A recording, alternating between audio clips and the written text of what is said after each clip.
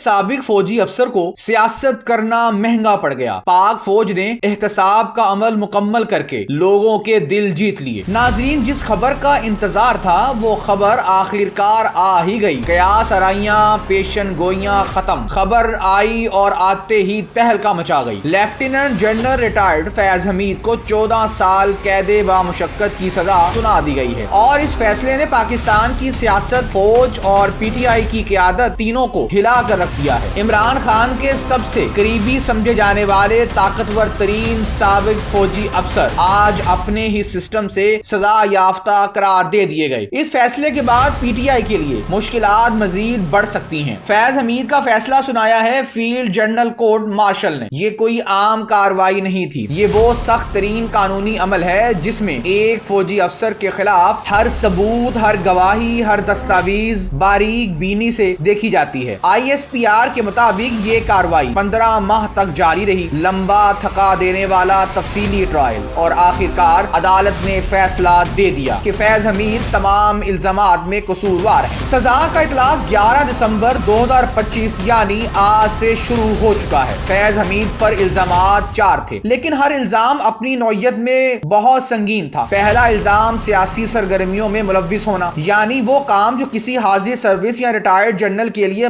مکمل طور پر ممنوع ہوتا ہے، وہ فیض حمید نے کیے۔ پی ٹی آئی کے لوگوں کو الیکشن میں ٹکٹ دینے سے لے کر ڈرانے دھمکانے تک تمام کام انہوں نے ہی کیے، اور عمران خان کو مکمل سپورٹ کیا۔ دوسرا الزام آفیشل سیکرٹ ایکٹ کی خلاف ورزی تھا، ریاستی راز، حساس معلومات، ان کا غلط استعمال، اور یہ وہ جرم ہے جسے دنیا کی ہر فوج سب سے سنگین مانتی ہے۔ فیض حمید نے کون سی چیزیں لیک کی اس کی تفصیل نہیں بتائی گئی۔ ہاں، البتہ کچھ لوگوں کا کہنا ہے کہ انہوں نے فوج کی خفیہ چیزیں پاکستان تحریک انصاف کے بانی عمران خان کو دی۔ تیسرا الزام فیض حمید پر اختیارات اور سرکاری وسائل کا غلط استعمال تھا۔ متعلقہ افراد کو ناجائز نقصان پہنچانا، ان پر یہ بھی الزام ہے کہ انہوں نے موجودہ army chief general Asim Munir کے خلاف بغاوت کی۔ چوتھا الزام اپنے اثر و رسوخ کا ناجائز استعمال ہے۔ لیفٹیننٹ جنرل ریٹائرڈ فیض حمید نے نجی ہاؤسنگ سوسائٹی ٹاپ سٹی کے مالک کو ڈرایا دھمکایا، زمین اور پیسے ہتھیانے کی کوشش کی، اور یہ الزامات بھی درست ثابت ہوئے۔ آئی ایس پی آر کے مطابق ملزم فیض حمید کو مکمل حق کا دفاع دیا گیا، وکیلوں کی ٹیم، دستاویزات، تمام حقوق جیسا قانون کہتا ہے، مگر شواہد اتنے مضبوط تھے کہ عدالت نے 14 سال کی سزا سنا دی۔ اب آپ کے ذہن میں ایک سوال ہوگا، کیا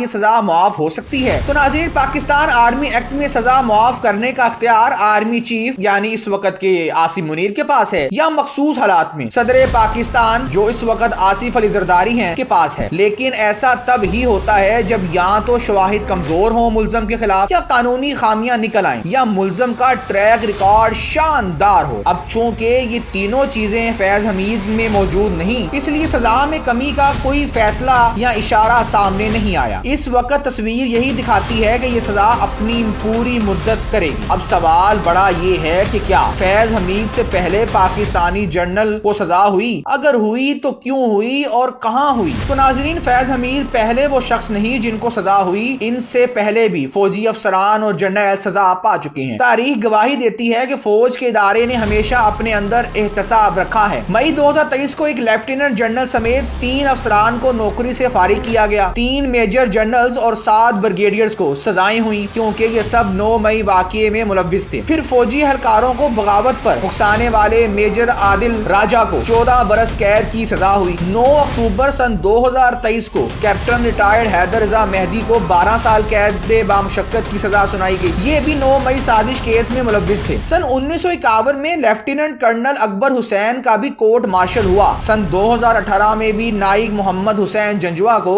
جاسوسی اور حساس معلومات لیک کرنے پر کورٹ مارشل کیا گیا اور انہیں موت کی سزا دی گئی۔ 2012 میں لیفٹیننٹ جنرل جاوید اقبال کا جاسوسی کے الزام میں کورٹ مارشل کیا گیا اور 14 سال قید بامشقت کی سزا سنائی گئی۔ ان پر آئی ایس آئی کے اہم معلومات انڈین خفیہ ایجنسی را کو فراہم کرنے کا الزام تھا۔ بریگیڈیئر علی خان کا 2012 میں حزب التحریر سے مبینہ وابستگی اور حکومت اور فوج کے خلاف سازش کرنے پر کورٹ مارشل کیا گیا تھا۔ اس طرح جنرل اسلم بیگ سابق آرمی چیف، ان پر یہ الزام تھا کہ یہ اصغر خان کیس میں سیاسی انجینئرنگ کا الزام لگایا گیا۔ عدالت نے انہیں اختیارات کے غلط استعمال کا ذمہ دار قرار دیا۔ اس کے علاوہ ناظرین، lieutenant general Asad Durrani I S I کے سابق سربراہ رہے. ان کو بھارت کے سابق جاسوس چیف کے ساتھ مل کر کتاب لکھنے پر ان کا کورٹ مارشل ہوا اور مراد چھین لی گئی. مزید کئی بریگیڈیئرز، کرنلز اور میجرز مختلف الزامات پر سزائیں پا چکے ہیں. کچھ کو جاسوسی پر، کچھ کو کرپشن پر، کچھ کو نظم و ضبط کی خلاف ورزیوں پر. یہ پاکستان واحد ملک نہیں جہاں فوج اپنے افسران کا احتساب کرتی ہے، لیکن یہاں یہ روایت زیادہ سخت اور واضح رہی ہے. فیض حمید کا کیس ان سب سے مختلف اس لیے ہے کہ ان کا کردار صرف فوجی معاملات تک محدود نہیں رہا. ان کا نام سیاست، عدلیہ، مذہبی گروپوں، میڈیا اور طاقت کے مختلف مراکز سے جڑا رہا. فیض آباد دھرنا ہو، تحریک لبیک سے معاہدہ ہو، پی ٹی آئی حکومت میں بڑھتا اثر و رسوخ ہو، طاقتور سیاسی فیصلوں میں مداخلت کے الزامات، شوکت عزیز صدیقی کے انکشافات، کابل میں کافی پکڑے کھڑے ہوئے تک ہر تصویر بحث بن گئی. اور پھر 9 مئی کے واقعات میں مبینہ طور پر سیاسی عناصر کے ساتھ ملی بھگت کی تفتیش بھی شامل ہوئی. اس لیے بہت سے لوگ اس فیصلے کو صرف ایک سزا نہیں بلکہ ایک بڑے سیاسی بیانیے کے خاتمے کی علامت قرار دیتے ہیں. کچھ لوگ کہتے ہیں کہ عمران خان کے لیے دھچکا بڑا ہے کیونکہ فیض حمید کو ہمیشہ ان کا غیر اعلانیہ فائٹر جنرل کہا جاتا تھا. کچھ لوگ اسے اسٹیبلشمنٹ کے اندر مکمل صفائی کا عمل بھی کہہ رہے ہیں. اب آخری اور اہم سوال، آگے کیا ہوگا؟ یہ کیس سیاست کو بدل دے گا، فوج کی پالیسی کو بھی، اور شاید مستقبل کے سول ملٹری بحثوں کو بھی. فیض حمید کی سزا یہ پیغام دے رہی ہے کہ طاقت کتنی ہی ہو، اگر غلط استعمال ہو جائے تو آخرکار قانون آپ کو پکڑ ہی لیتا ہے. یہ فیصلہ آنے والے کئی سالوں تک ہر سیاسی اور عسکری گفتگو میں حوالہ بنتا رہے گا. اور اسی لیے آج کی سب سے بڑی لائن یہی ہے، پاکستان نے ایک بار پھر دکھا دیا کہ احتساب شروع ہو تو رکتا نہیں، چاہے ملزم کا نام فیض حمید ہی کیوں نہ ہو. ناظرین، آپ فوج کے احتساب سے خوش اور مطمئن ہیں؟ ہمیں کمنٹ سیکشن میں لکھ کر ضرور بتائیے. اور ہاں، ہمارے ڈیجیٹل چینل MBS تجزیہ کو بھی لائک کرنا مت بھولیے گا.